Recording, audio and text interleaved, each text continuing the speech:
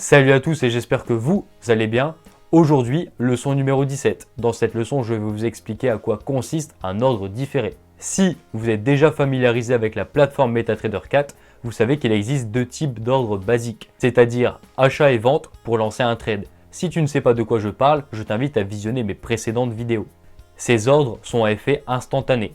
En bref, si j'appuie sur achat, j'obtiendrai immédiatement une position acheteuse sur la paire présélectionnée.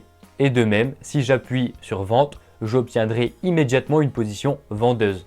Ça, je pense que vous l'avez compris.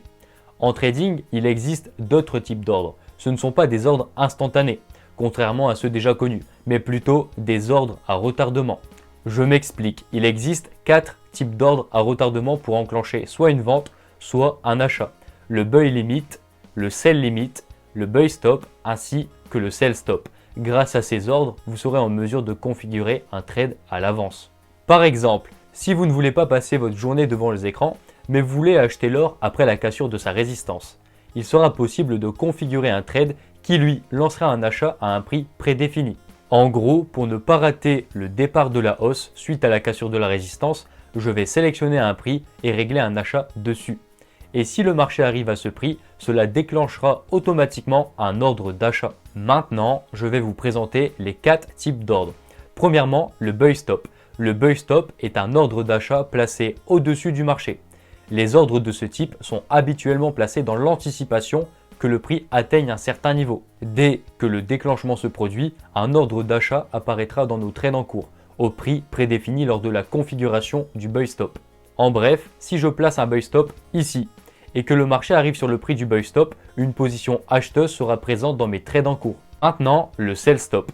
Le sell stop est un ordre de vente placé en dessous du prix du marché. La caractéristique du buy stop est pareille pour le sell stop. Donc, si mon analyse me montre que le prix va chuter, je placerai un sell stop ici, qui lui me fera automatiquement rentrer en vente dès que la courbe sera arrivée sur le prix prédéfini. À retenir, les ordres buy stop et sell stop sont des ordres programmés pour un trader dont la vision est d'une continuation de marché. Bien sûr, ces prix sont placés sur des prix clés et non placés aléatoirement. Passons maintenant à la pratique. Nous sommes dans un marché baissier et le prix vient de buter contre un support important. J'ai un imprévu. Je dois m'absenter toute la matinée, donc je ne pourrai pas être présent pour voir si le prix va bien rebondir sur mon support et donc continuer sa hausse. Après avoir détecté une zone clé, je placerai un ordre buy stop sur mon application MetaTrader 4 au prix des 1 350. Quelques heures plus tard, le prix dépasse ma zone clé et déclenche mon ordre buy stop qui lui me fera directement rentrer en position à l'achat. Et maintenant, le sell stop. Bien sûr, le sell stop sera choisi uniquement dans un marché baissier. Le marché vient toucher la résistance. De ce fait, j'identifie une zone clé et je place mon sell stop sur ce prix. Quelques heures plus tard, le marché déclenche mon sell stop. À ce moment précis, une position vendeuse sera automatiquement ajoutée à nos trades en cours. J'espère que c'est clair. Et maintenant, nous allons voir d'autres ordres différés qui sont le buy limit et le sell limit. Un buy limit est un ordre d'achat placé en dessous du prix du marché. Les ordres de ce type sont habituellement utilisés dans l'anticipation que le prix chute et ensuite reparte à la hausse. La prise de position sera automatiquement lancée lorsque la reprise de la hausse sera faite, bien sûr au prix configuré. En gros, si le prix se dirige vers un support et que je souhaite me positionner au rebond, je placerai un buy limit qui lui se déclenchera seulement après une hausse du marché. Maintenant, le sell limit. Le sell limit est un ordre de vente placé au-dessus du prix du marché, comme pour le buy limit mais à l'inverse. Le sell limit sera placé dans l'anticipation d'une résistance proche.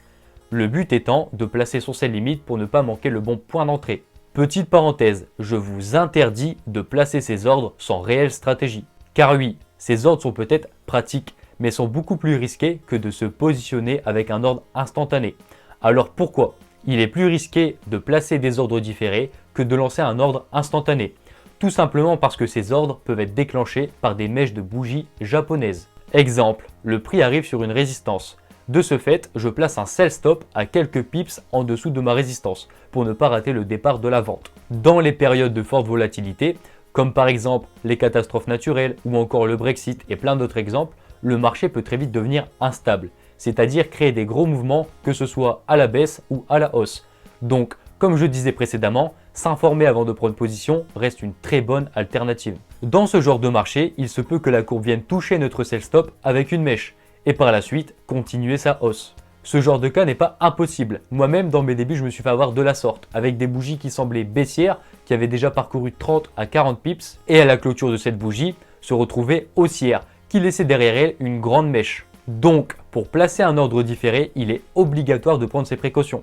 Et aussi bien d'analyser la structure du marché technique que fondamentale. Personnellement, je favoriserai toujours, si j'ai le choix bien sûr, de prendre une position à l'instant T, car la clôture d'une bougie est vraiment un indice important en trading. Entraînez-vous sur votre compte de trading à placer des ordres différés. Vous aurez juste à appuyer sur exécution du marché et cela vous ouvrira un onglet avec les différents types d'ordres. Sur ce, on se retrouve lundi pour la leçon numéro 18.